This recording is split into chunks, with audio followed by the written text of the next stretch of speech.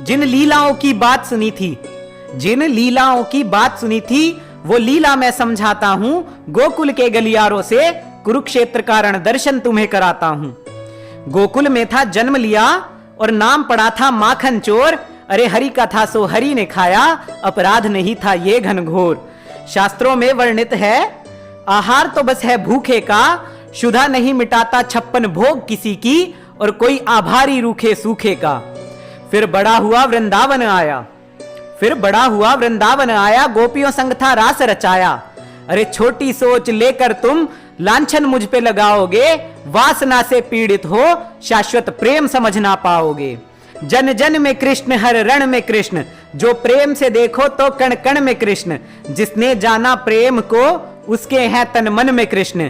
जब कृष्ण प्रेम में खोकर गोपी नृत्य कर हर्षाई थी, कृष्ण प्रेम की ये अद्भुत बेला रास लीला कहलाई थी।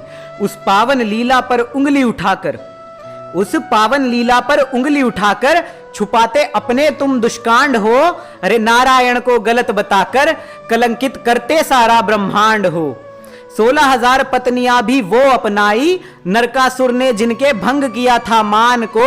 अरे भ्रूण हत्या के दोषियों, तुम क्या जानोगे नारी के सम्मान को।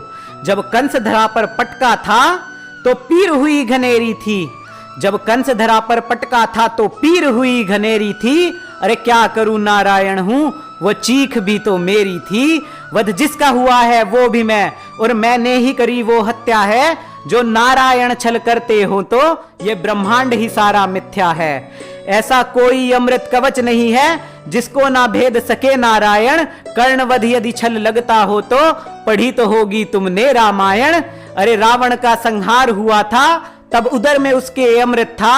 अरे कर्ण कवच अभेद्य नहीं था, वह भी अमृत से निर्मित था। अरे मुट्ठी में तीनों काल है मेरे, और महाकाल भी मुझ में है।